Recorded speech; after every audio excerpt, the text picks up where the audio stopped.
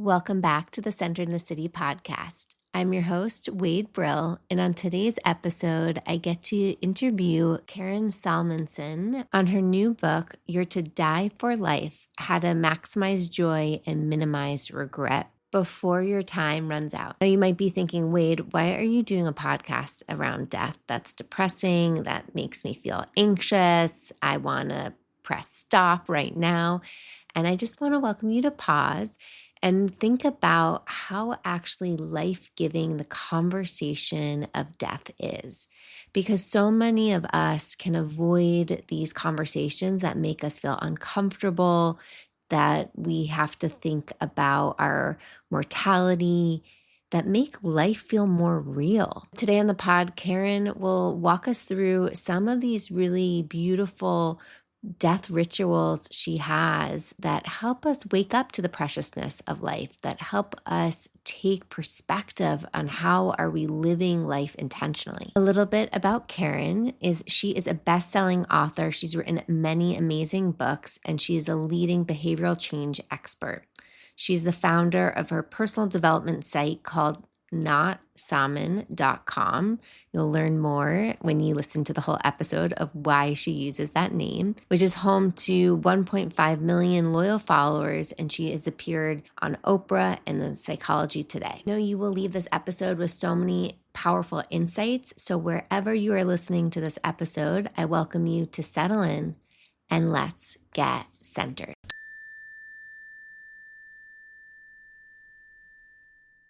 Karen, welcome to the Centered in the City podcast. Oh, I'm so excited to be here. Thank you. Yeah, I was just saying before we hit record how I love seeing the New York City skyline behind you. So it just makes my heart happy to feel quote unquote centered in the city as we get to chat. Yes, it's so funny. We're doing it my evening time. You might actually start to see the sky get darker and then the buildings start to twinkle. And even though this is an urban space, it kind of reminds me of being like out in the woods and the buildings twinkling are like stars. Like I get an extra constellation. So you'll see that probably as we move forward. I love it. Yeah, I mean, even a cement city, it still has it has so many beautiful elements around it that aren't nature, but have their own gorgeous quality to it. I want to kick us off by having you share, what does being centered in your city mean to you? Centered in my city. Um, I would say that it means feeling like you're part of it, like it's a soulmate love affair with your city, and feeling like these are your people, that's your coffee shop, that's your gym. Oh, look at that cute little store. That's so me. Like a lot of things where you look and you're like, yes, that's so me. This is kind of my soulmate city. I'm not from New York, but I always wanted to live here. I'm from Philadelphia, and I felt that way when I arrived here. And the energy from this city keeps me centered and creative. I guess creativity is really important to me. And when I walk around the streets and just meet people, it keeps me kind of feeling, vibrant in the mind and spirit. Mm, yeah, it's really interesting thinking about place and space and what spaces, what cities, what towns or communities really speak to our souls and what lights us up. And I appreciate you mentioning the creativity and just the energy that creates that spark, it sounds like, for you. Yeah, yeah, that's very important to me. When you talk about creativity, what are some of your rituals that connect you to creativity? Without rushing too much ahead into my book, I do have things that I do in the morning that help me to tap into that. And I'm very big on mindfulness in the morning, in fact, death mindfulness, but maybe I shouldn't just jump right into the death mindfulness rituals. But I do a lot of death mindfulness in the morning, which I know a lot of people are like, you start your day thinking about death? What a bummer. But no, not for me. I start my day just being appreciative that I have a day to start, you know, and to think about that in a mindful way before I get out of bed. Because too many people, they just rush up and they're automatically in autopilot. And I like to start while I'm in bed, just being aware of the sheets and like looking around at like how the light falls in the room that particular morning. And then I just kind of let my mind wander around to if I remember part of a dream or thinking about something I'm excited about that day, not even things that are on my to-do list, but like what I'm excited about that day and just sort of being like in a peaceful mindset before I rush out of bed. I wake up early in the morning and then I'm very aware of like when my feet hit the floor, I don't just jump. I like step. I'm like, it's like a grounding exercise when I get up, just like step onto the floor in a mindful way. And then I have other things that I do.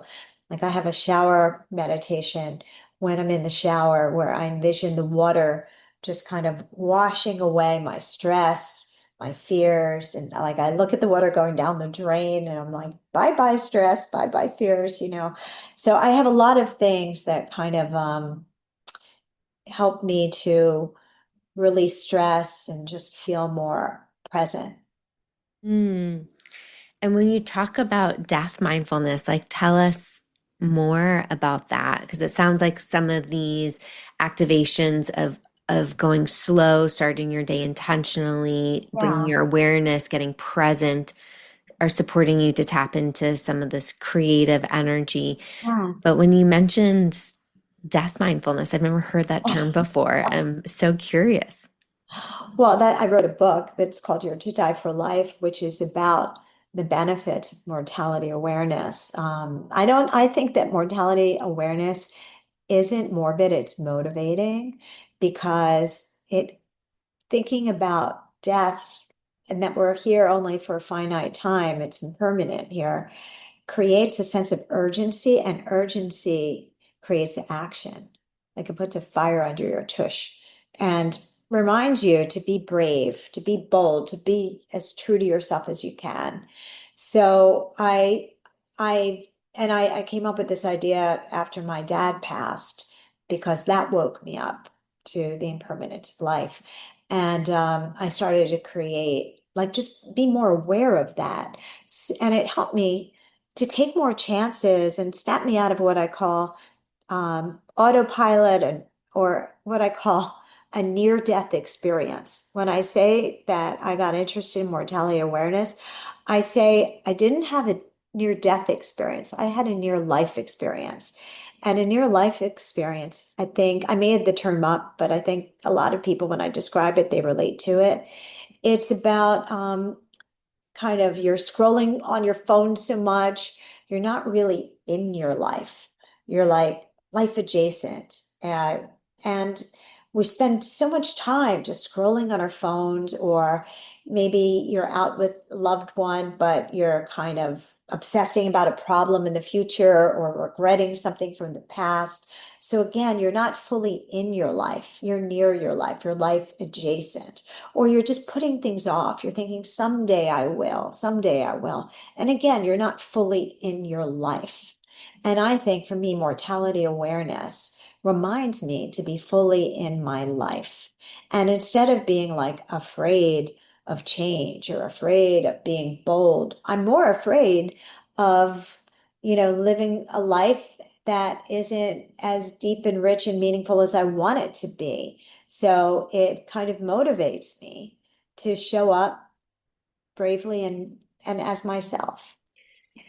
I can totally relate with that motivation of life is short. Let's live it. Let's love it. Let's embrace it. Being a cancer survivor at the age of 21, as well as I was mentioning to you before we hit record, I lost my mom at that same moment in my life. And that really was my wake up call. It sounds like just like losing your dad was a big wake up call for you in the preciousness of our life and the preciousness of our time. And I'm curious because something I noticed with in my own experience was that it made me wake up to life. And then it also sometimes created some time anxiety, where this idea of life is short, I have to live it now. I have like everything I want to do it now, created some extra pressure and anxiety within my own body, within my own systems, sometimes pressure Mm. on my relationships because my mode of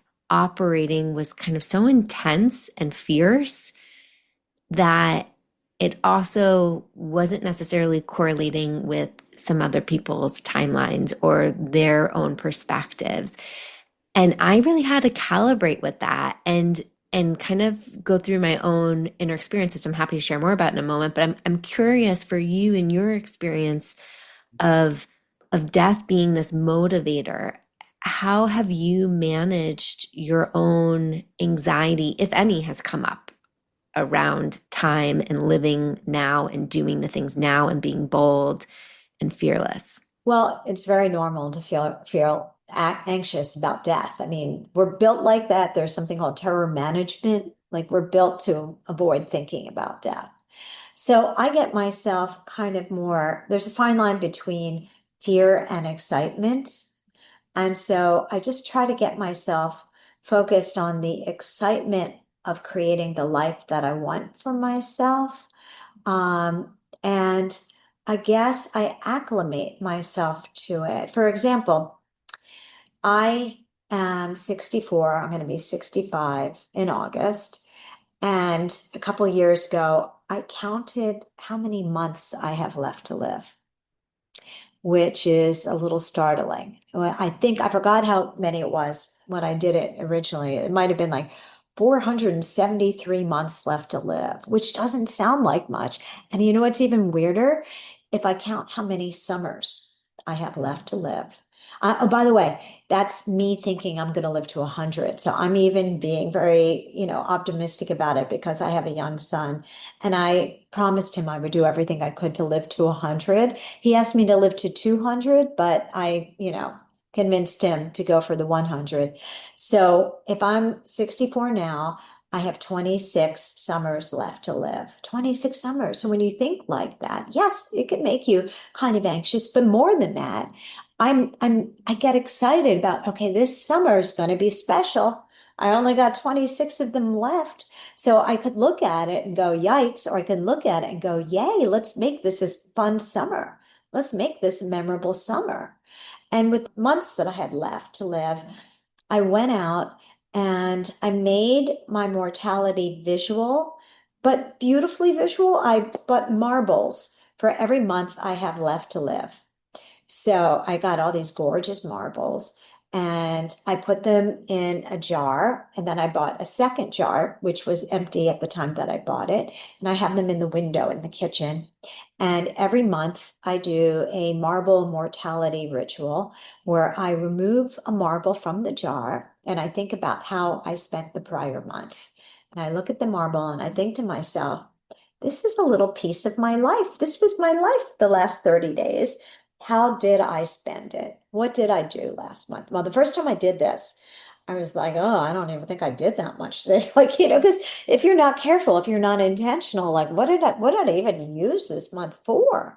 If you're not living intentionally. And that was a wake up, even then, the first day, the first month of my ritual.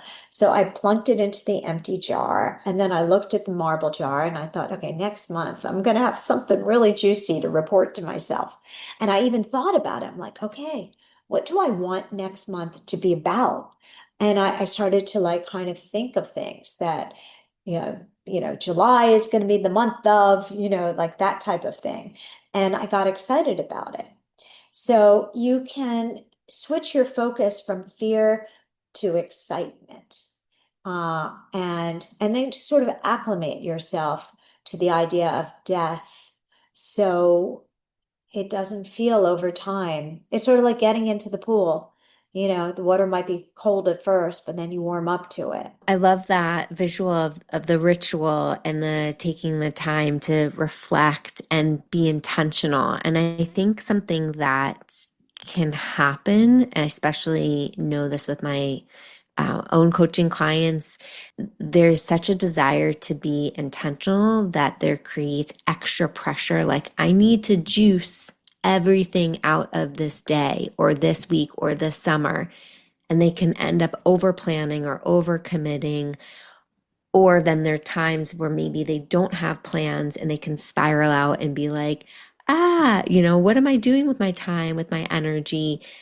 And I think there is a balance of us as humans with finite time here on earth, being intentional, recognizing we do have control of our time, because a lot of the times we can feel like a victim to life, but recognizing we do have ability to control certain things, and thinking about, okay, how do I want to spend the summer? What is important to me? I know a lot of people also think about like putting into perspective parenting, like, oh, I only have 18 summers with my kids, from Yeah, when born till when they're off in college and probably don't want to come home anymore, right? Like, so right. it's very helpful to put time into perspective. It's interesting when that can also put that extra sense of pressure that I think can then, for me, it took me out of being present because I was so wrapped up in I need to be extra intentional. And so what helped me with this, for listeners, if this is helpful, of being intentional and then practice letting go. Because the thing that was happening for me was I was trying to over control the situation. And that's where the anxiety Oh, spiraled, mm, because I was trying to control something that I couldn't control, right? The outcome, versus just focusing on the intention and right. really practice letting go and surrendering to how the day unfolded, or, how the month unfolded. And that has helped me find so much more ease. Mm. I'm curious for you, Karen, in your experience around your monthly marble check in, what's your process, or what questions do you ask yourself around regret? Like, how do you use Ah, regret to inform and inspire you for the next month? Because I okay. think that's also a really a place where it can get sticky and activate some Oh, of the anxiety for people. absolutely. Well, to answer that question, I have to kind of zigzag a little because regret is big in my process. But what I've done is I in my book, I write a lot about thinking about how you want to feel on your deathbed. And the idea came from Aristotle. I like the Stoicism philosophies, and in particular, I love Aristotle. And he said, you don't know if you've lived a good life until you're on your deathbed. And he also said you should begin every project with the ends in mind, whether the project is small, like a bake sale, or large, like the gigantic project called your life. And he said that everybody on this planet has the same goal for their life, for how they want to feel on their deathbed. And according to Aristotle, that was to feel as if you learned lessons that help you to grow into your best possible self. And he said that a lot of people are unhappy because they don't have that as their end goal for their life. They have other end goals like to become the wealthiest person on this planet, become the sexiest girl on this planet, to have the most followers on this planet. And these are more like about the ego or status or wealth or your body and stuff like that. And Aristotle believed that we're here for the education of our soul. And if you don't believe in soul, just your core self to become your best possible self. And so he was all about looking at how you want to feel on your deathbed and then reverse engineering it to think about what you need to do now. So I wrote my own eulogy. All of this was inspired after my dad passed, and I gave my dad's eulogy, and I started to think about how I wanted to feel. It all just became a lot of creative thinking about this. And so in my book, I help people to write their eulogy because a lot of people might find that a little bit creepy crawly. So I have like a template, like Mad Libs, Mad Libs where you fill in the blank to help people. And in my eulogy, I realized as I was writing it, and I developed this process over time, a lot of the blanks that are in the Mad Libs template are core values. Because if you want to be what I call good in deathbed, feeling like you get to the end of your life and you're like, okay, I give my life a 10-star Yelp review, it's about being your best possible self and embracing strong core values. So I also looked at the common regrets of people on the deathbed, the most popular greatest hits of regrets. And I reverse engineered them. And I thought, what do I need to do now so I don't die with those regrets? And I also looked at aspirational eulogy me and I looked at current me. And I thought, what does current me have to do now to become aspirational eulogy me? What are the bridge habits and how do I avoid regrets? So I believe it's about embracing certain strong character values that you can focus on that will help you to not have these regrets. So, for example, some of the common regrets of the dying is I wish I had let myself be happier, or I wish I hadn't worked so hard, or I wish I had been truer to myself, or I wish that I had spoken up more, or I wish that I had helped more people, been of service, things like that. I wish I had been braver, taken more chances. So I looked at the core values you would need to embrace to avoid those regrets. And I came up with 7 that would help people.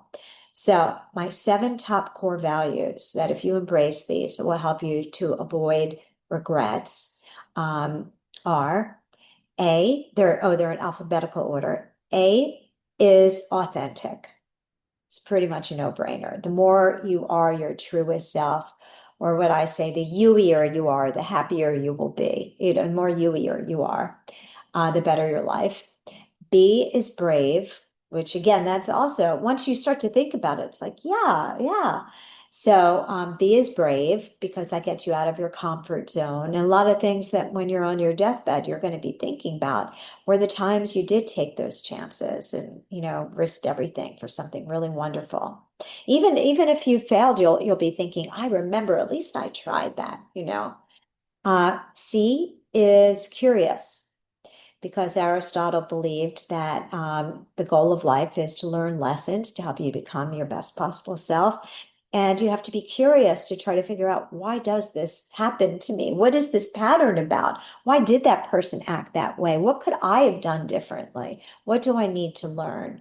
And also, curiosity helps you have awe and wonder and appreciate things.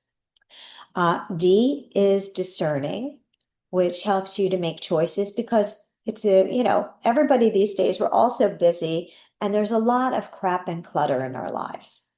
So a lot of times people go, oh, I didn't have time to do that. I was too busy, which is sort of like the adult equivalent of the dog ate my homework. Like, oh, I didn't have time for that. So you can find time if you think of yourself as a discerning person and you're discerning about your time.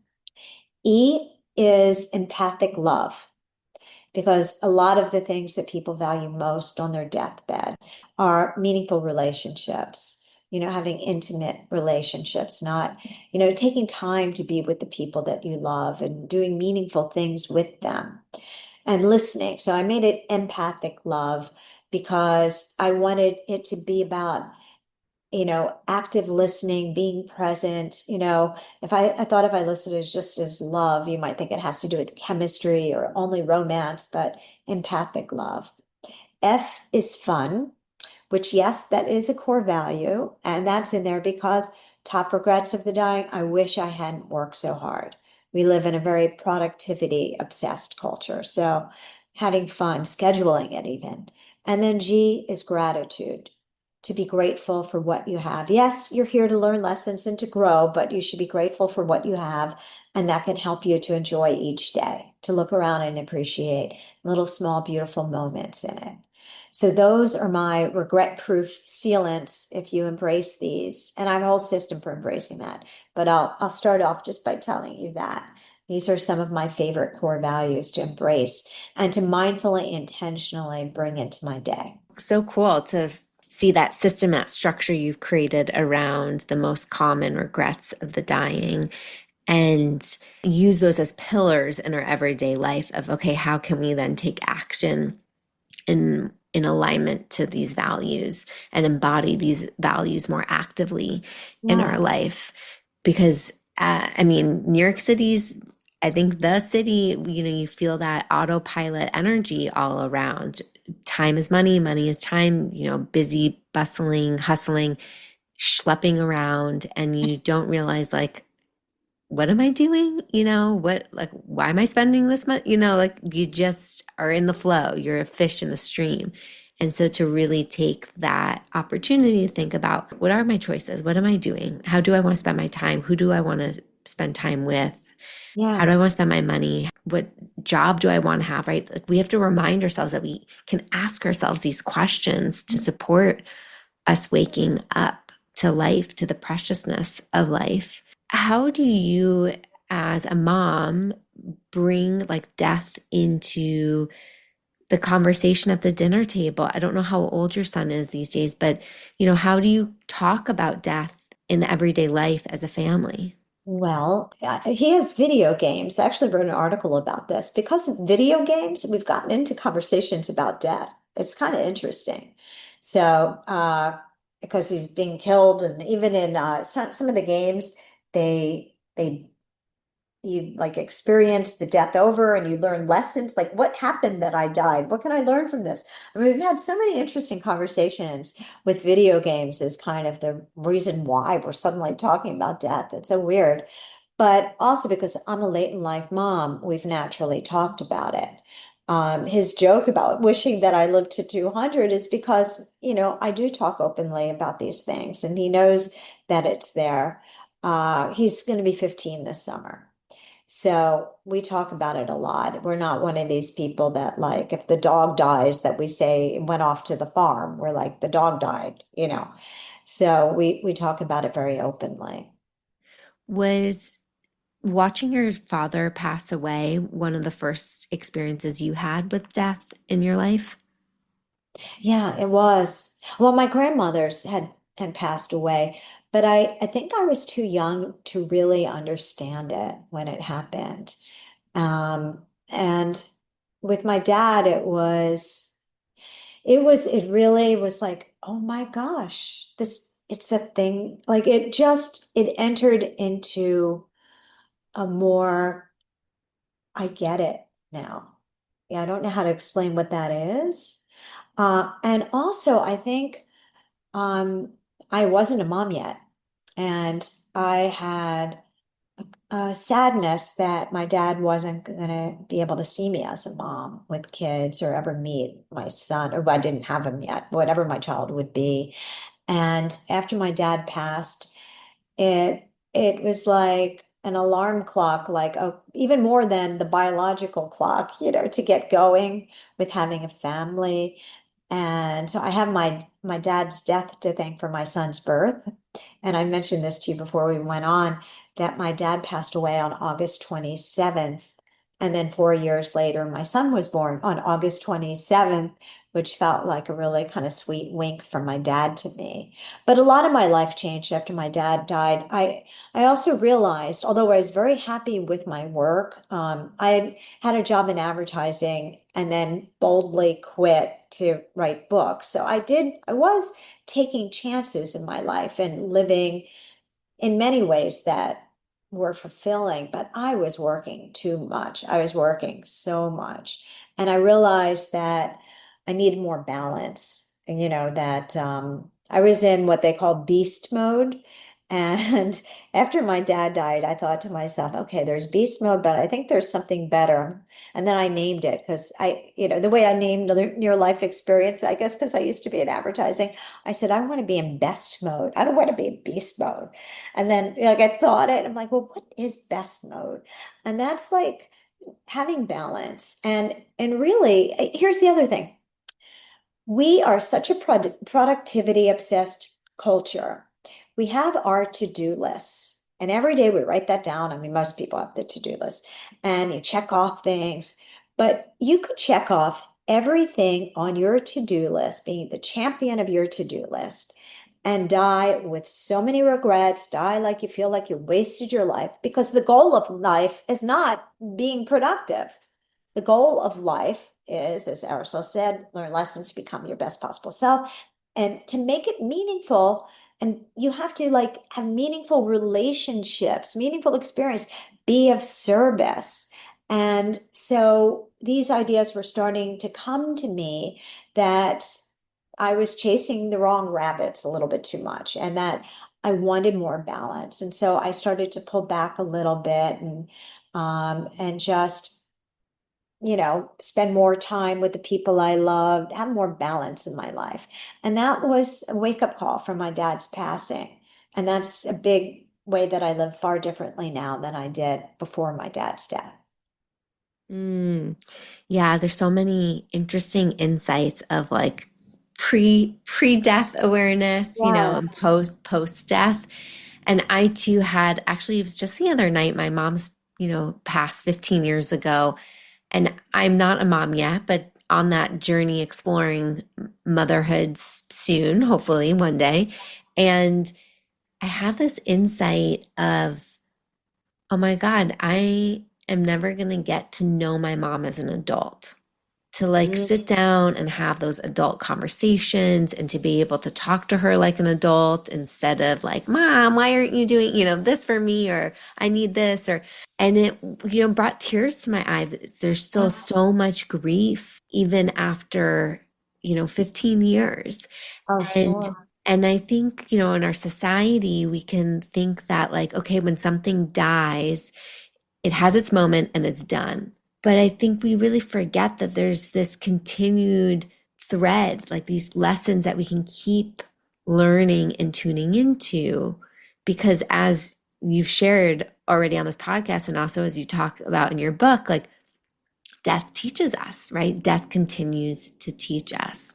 I'm curious, like, what are some of your other daily rituals or ways that you connect to death to be a place of inspiration? Yeah.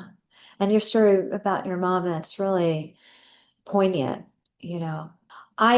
Well, in my book, I write about another ritual of mine, which is what I call my to die list. Now, it's not a bucket list. It's more like a to do what matters most list. And I write it in the morning alongside of my to do list, but it's very different than a to do list. It has to do with core values and it has to do with, I think of them as bridge habits to get me from current me to aspirational eulogy me and to live my best possible self. So what I do is I ask a couple questions in journaling, and one of them has to do with the eulogy, but they can also do with whatever's going on in my life. So I think to myself, who do I need to become my best possible self? Who do I need to become to get everything I want out of my life? But I can also look around me and think, who do I need to to become the best mom I can be? Or who do I need to become to stop like fighting with my son, or who do I need to become to write a screenplay, or who do I need to become? So I ask that, and the answer is always core values. And then because my background, I'm a behavioral change expert, I create what's called identity-based habits, which work better than anything else to make sure that you do the things that you want to do. If you need a little extra kick in the tush, identity-based habits are the way to go for the following reason. There's a lot of study on them, research, and identity is the puppet master of your habits. Your identity is your destiny. Who you think you are will determine what you do. This happens on a subconscious basis. If you think I am sloppy, then you're going to do the habits of a sloppy person. If you think I am neat, you're going to do the habits of a neat person. So, what I have people do and what I do myself is I create this is my template, and I put this on what I call my to die list. I am, and so I do. So I might think to myself, I am loving, and so and then I put in a habit for that. So for example, I have a 93-year-old mom, and I want to be a good daughter to her. So to motivate myself to talk to her, 3 times a week, I am loving. And so I call my mother 3 times a week because otherwise we're in a busy, we're all so busy. And I don't want that to happen. So I think of it that way. And what happens is when you attach your identity and a core value to a habit, you're more likely to do it because if you don't, you have what's called cognitive dissonance. You're like, oh, I didn't call my, I thought I was loving. How could I not call my mother? Versus like, okay, I'm going to call her on Tuesday, Wednesday, and Saturday. This way I really do because I don't want to not be a loving person. Of course I'm going to call her. So you could attach this to everything. I am patient. I am whatever it is. I am disciplined. And you attach what your favorite core values are that would be the solution to something or that would motivate you. And then you write it on what I call the to-die list. And you do this every day. You brainstorm your to-die list, just like you brainstorm your to-do list, and different things will surface for you when you do these prompts. And so I do this habit to help me to live in alignment and to help me to live a meaningful, deep life because they're attached to core values, all the habits on them. I love that reminder and motivator because it's not just us picking random things. It's like when they're connected, when they're rooted into our values, our core values, then of course we have more of that. So what? What's meaningful to me that we're then willing and able to actually make space for it. And to Yes. remind ourselves, like, they're not huge things we have to do for ourselves every day. And I think sometimes our minds can create these stories of like what a super meaningful life and day has to look like. But when we really boil it down, it can just be the simplest of things that feel really meaningful. Like I called a friend today, right? Or I did Instead of something. just texting or sending an emoji, it's like you go, Yeah. because we can have all these, like, what I call them blame excuses. Like, and usually I'm too busy. Oh, I'm so busy. That's such, and this kind of gets you out of that. Like, who are you showing up as? Who really are you? And it reminds you, when you're reminded of core values, you're more likely to do those habits and show up as your best self. These moments, like I know I've caught myself, even with my life experiences and with my background as a coach, I've caught myself in moments where I'm like, wow, I'm not acting in alignment with my best self, or I'm not doing the things that I really value. And I've said to myself, I promised to my cancer survivor self, I'm going to do that. I've really had to have these talks with myself to reorient how am I spending my time?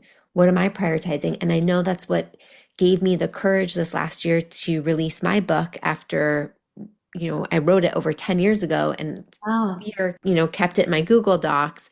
And so really thinking about, okay, like if I was to die tomorrow, like yes. what would make today feel really meaningful and special? Yeah. And that doesn't mean like, oh, I didn't do my work or I didn't do, it's like, no, I'm going to do this with awareness, with consciousness. Yes, yes. And it's something interesting that happens after you keep writing down core values every day. You write them down every day, right? You start to, it almost is like a mantra, a quick term. Like, wait a minute, I'm brave. Like whatever's in even the moment. Like, okay, I'm brave, I'm going to do this. Like you start to, it comes up for you, just that word, strong.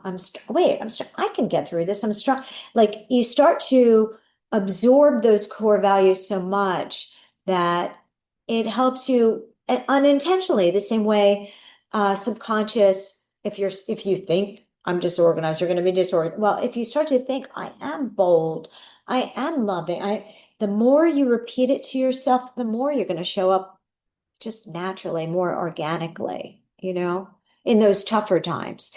That's where it comes in. Some of the things are easy to be loving, and some of the things, but if you're in the middle of a potential conflict that pops in, I'm loving, I'm patient, those are the times when you need that to surface in your mind. Yeah, the muscle memory is already there Yes, to tap into. I love that. exactly. Well, Karen, thank you so much for writing about this topic of death because it is so important and it's so important for us to be aware of and not feel again, victim to it, but empowered by it to help us live more awake and intentional lives. Where can people learn more about you and your book Well, and books? thanks. Well, this new book that we've been discussing is called You're to Die for Life. And the subtitle is How to Maximize Joy and Minimize Regret Before Your Time Runs Out. And I have a website totally dedicated to this book called yourtodieforlife.com. And the book is available everywhere. And then I've been around a while and I've written a ton of different books. On all different psychological and philosophical topics. And my name is Karen Salmansohn, and everybody mangles my last name. They're always going Salmansohn. I'm always saying, not salmon, not salmon. So to help people to find me, my website is notsalmon.com. My Instagram is not salmon. My Facebook, not salmon. My Substack is substack.com/not salmon. Although on Substack, my publication is The Stand-Up Philosopher, because I write about philosophical and psychological things, but with humor. And that's a little bit about where you can find me. Amazing. Thank you so much for sharing your wisdom. Thank you.